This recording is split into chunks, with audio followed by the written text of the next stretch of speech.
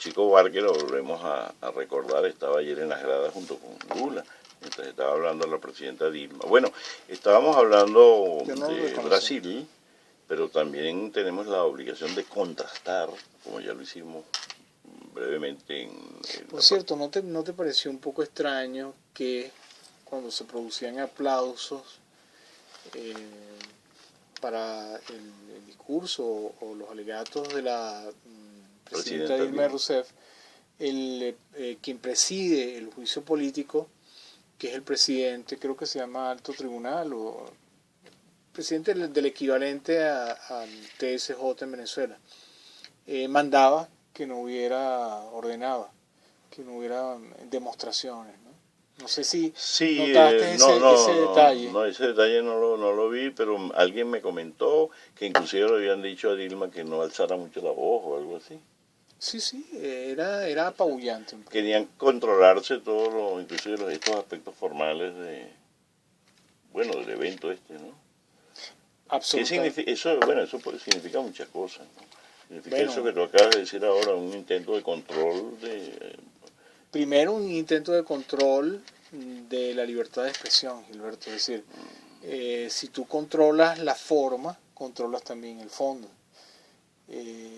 Todo ese aparataje, digamos, formal para la expresión, cuando tú colocas eso, o no son gringolas, es como una especie de corset que le colocas al habla. Sí. Por supuesto que un formato te estás muy bien definido, del cual no te puede salir. Sí, incluso se habló este magistrado de la posibilidad de injuria dentro de en las alocuciones. En los alegatos de Dilma. En ella y también en el caso de los senadores que tenían que intervenir al menos 5 minutos cada uno. Lo que sí pude comprobar es que realmente no hubo preguntas vinculadas, hubo más defensas o ataques en el caso de los senadores que preguntas que tuvieran la intención de discernir el pensamiento, la voluntad o las intenciones de un posible, la verificación real de un posible crimen cometido por la presidenta Dilma Rousseff. Estoy hablando desde un punto de vista jurídico, es decir, en ese momento es cuando te das cuenta que el juicio es una farsa.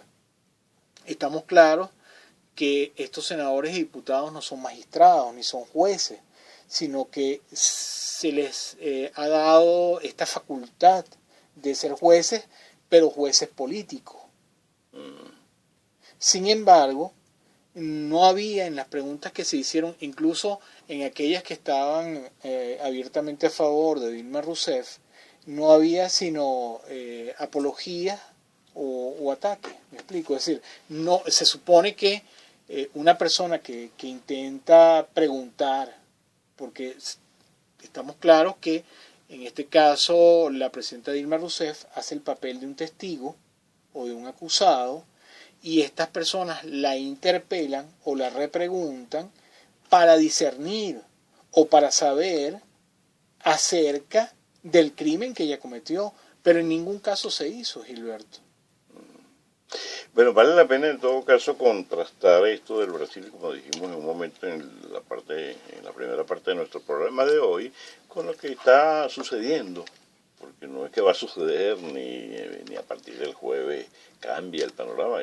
El panorama en Venezuela está planteado desde hace mucho tiempo. Como en el edificio donde yo vivo, hay una persona que está encargada del edificio en cuanto a los CLAP y la cosa, y las personas del edificio vienen y le preguntan, bueno, y entonces, y la bolsa de comida y la broma. Entonces le digo, bueno, espérense que después del jueves, él es muy chavista, después del jueves van a ir a retirarla en la Asamblea Nacional.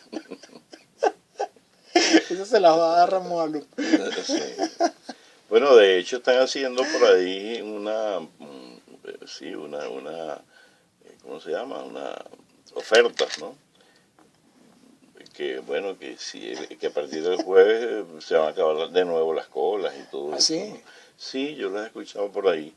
Pero lo cierto es que lo que esperamos desde aquí, no solamente deseamos, por supuesto, es que pase lo que a todas luces tiene todas las probabilidades de pasar, ¿no? Que bueno, que todos recursos, en Venezuela los venezolanos disponemos de recursos políticos, recursos de todo tipo institucionales, para impedir cualquier desborde de violencia, para impedir que se atente contra la paz, que se atente contra la estabilidad institucional, y muy presumiblemente este es el escenario más probable, sin ninguna duda. De todas maneras, la Bueno, historia de última de los 15 años nos alecciona acerca de la necesidad de estar alerta hacia cualquier bueno, posibilidad, hay cualquier cosas exceso, que ¿no? están claras. La oposición venezolana, lamentablemente, hay dos caminos que son muy claros para una oposición. O tomas para acceder al poder las vías democráticas o la vía de la fuerza. Ellos no les interesan las vías democráticas. Debe haber un conjunto importante, por lo menos de razones para ellos, por las cuales no toman la vía democrática o quieren acelerar el uso de la fuerza como lo han estado haciendo. Cada quien hace lo que le da la gana, pero por supuesto todos tenemos que responder y somos responsables por lo que hacemos. Por eso existen las leyes, por eso existe un ordenamiento jurídico, y esta gente que es sumamente irresponsable, porque en el fondo no les importa ni les interesa el ser humano. Ahí está un poco el problema fundamental, el egoísmo, el supremacismo. Cuando hablamos de supremacismo hablamos de esta conciencia según la cual ellos son superiores, ellos están en primer término, y por supuesto a estos segregacionistas por naturaleza poco les importa si hay un baño de sangre, poco les importa si el pueblo muere. Ya demostraron ese anhelo, esa voluntad y esa intención oscura supremacista, por ejemplo durante el Caracazo. Entonces realmente no les interesa, no les importa, les importa un pito, un comino, si hay 1000 muertos en Caracas, si hay 500 muertos. Son los llamados sacrificables, que fue lo que hicieron ellos durante el golpe de Estado del 11 de abril del año 2002. Es decir, y es exactamente una pintura y una fotografía de la actuación de los centros de poder. Es decir, ¿qué les importa al gobierno, o qué le importa al gobierno de los Estados Unidos si mueren niños, ancianos, mujeres en un mercado o en un hospital de Beirut, por ejemplo? Es decir, estamos ante la presencia de una forma ideológica que el pueblo venezolano poco entiende, y por eso es que ellos han logrado ganar algún terreno, porque nosotros que estamos llamados a leccionar al pueblo sobre este tipo de pensamiento, tal vez no lo hemos hecho con la suficiente diligencia y profundidad. Porque si el pueblo venezolano pudiera ver al diablo, si pudiéramos mostrárselo, así como hizo de manera alegórica pero también real el presidente Chávez cuando en aquella famosa asamblea de la Organización de las Naciones Unidas dijo el diablo estuvo aquí y huele a azufre todavía. Es decir, el diablo está allí. ¿Cuál es ese diablo? Ese diablo es un sector de la oposición venezolana con ideas no fascistas, aunque sí son fascistas, pero yo siempre lo he dicho, son ideas nazis, son ideas neonazis.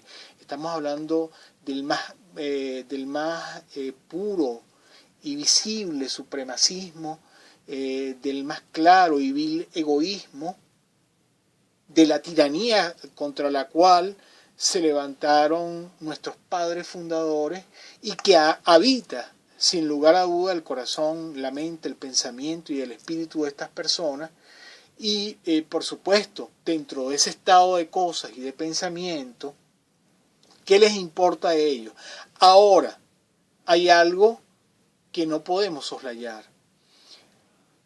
El Estado, el gobierno venezolano, el gobierno del presidente Nicolás Maduro y la revolución bolivariana ha tenido aprendizajes. No son, como lo ha reiterado muchísimas veces, o lo han reiterado muchas veces el gobierno, ya no somos los mismos, es verdad.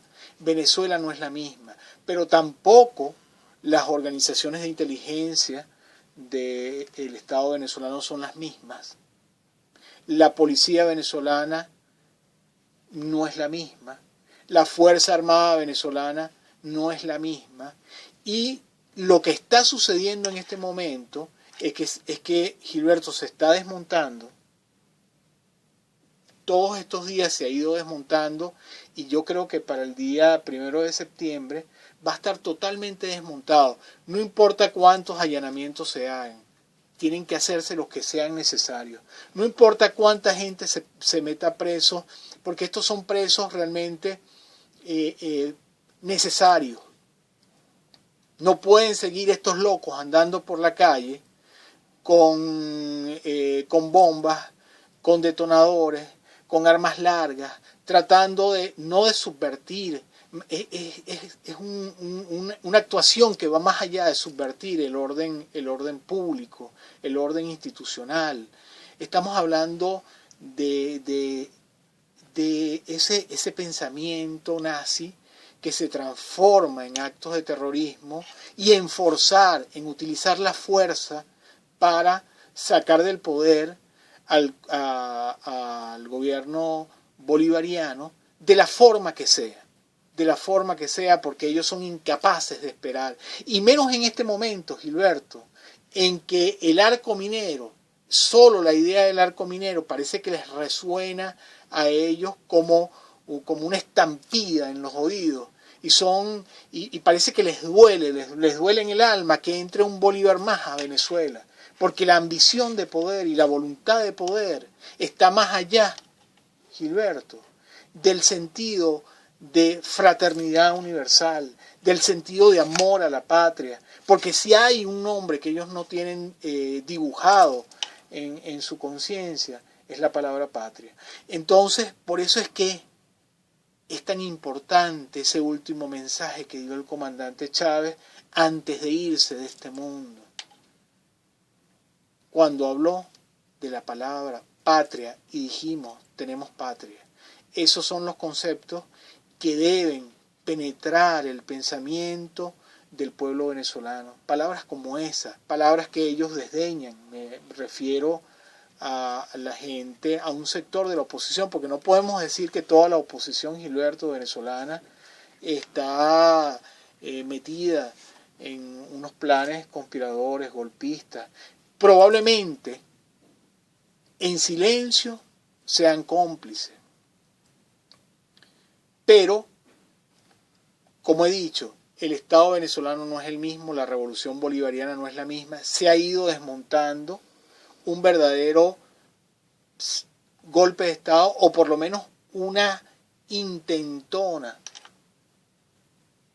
de subvertir el orden institucional, un golpe de Estado, tal vez una operación negra, es lo que probablemente tienen planificado para el día 1 de septiembre, pero como se ha ido desmontando, es muy probable que esta Black Op no la puedan ejecutar. Un poco qué es exactamente una operación negra. Una operación negra es una operación de guerra donde hay varios elementos, digamos, en juego, incluyendo operaciones de guerra psicológica. Cuando tú tratas de hacer ver lo que es blanco como negro. O sea, una Y lo que simulación, es una gran negro simulación, como una gran blanco. puesta en escena, Una gran digamos. puesta en escena. Eso es básicamente una operación negra. Fue lo que pasó el 11 de abril. Cuando llegaron los manifestantes de la oposición al centro de Caracas, ya ellos tenían montado el escenario, esa puesta en escena. ¿Cuál era ese escenario? Bueno, ya habían dormido en varios hoteles cercanos y en algunos edificios estaban apostados grupos de francotiradores. No solamente los francotiradores, un francotirador nunca está solo, siempre está usualmente acompañado por un grupo con equipos de telecomunicaciones, etcétera. Tenían armados por lo menos tres o cuatro grupos de francotiradores, y la escena estaba armada con un guión, porque todo esto se hace con un guión. Y el guión era que se comenzara a disparar, que este grupo de francotiradores comenzaran a disparar cuando llegara la manifestación de la oposición al centro de Caracas. Por supuesto, tenían todo listo para culpar de esos muertos al gobierno. Es decir, lo que acabamos de decir, en esta puesta en escena se hace ver lo que es blanco como negro y lo que es negro como blanco. Entonces, creo que en el fondo... O sea que sin los medios de comunicación es imposible esta puesta en escena, ¿no? Por supuesto, Gilberto, si los medios de comunicación fueron fundamentales para el éxito de esa operación negra. Y si hay un propósito similar ahora, los medios de comunicación, sobre todo los internacionales, yo creo que se proponen jugar un papel similar, ¿no? O se propondrían en el caso, en el supuesto. Claro, es que todo está servido para eso. Por eso es que el gobierno... No sé, esta noticia, no sé si es cierta o es falsa, porque habría que analizarla, si realmente a algunos corresponsales que vinieron de Argentina y de México fueron devueltos de La Guaira. Esto habría que verificarlo. Pero si es así, fue por algo. Es porque efectivamente... No, y también vienen de Inglaterra, de Estados Unidos, de Europa. Parece que viene un contingente grande de periodistas a cubrir unos supuestos acontecimientos dramáticos que van a pasar en Venezuela. Claro, es decir, bueno, el cinismo no puede ser mayor, pero también están avisados. Entonces, por supuesto, ellos cumplirían un rol fundamental en transmitir en vivo lo que podría ser una ejecución pública o una operación negra montada, que, como he dicho, yo creo que esta operación negra está siendo desmontada en este momento, ha venido siendo desmontada, y no creo que el 1 de septiembre vaya a pasar nada más allá que algunas probables escaramuzas, pero lo que ellos tenían planteado, sus objetivos, yo creo que no pueden lograrlos en este momento. Bueno, no nos queda más que despedir nuestro programa de hoy de Enigmas del Poder, y el tiempo se ha cumplido, enviando nuestro saludo de siempre a los compañeros que han estado con nosotros: Rafael Díaz, Indira Ceballos, Daisy Pérez, Duval Maldonado, en la jefatura del canal musical Randolph Borges, y en la presidencia de Radio Nacional de Venezuela, Isbemar Jiménez. Un millón de gracias y hasta una próxima oportunidad.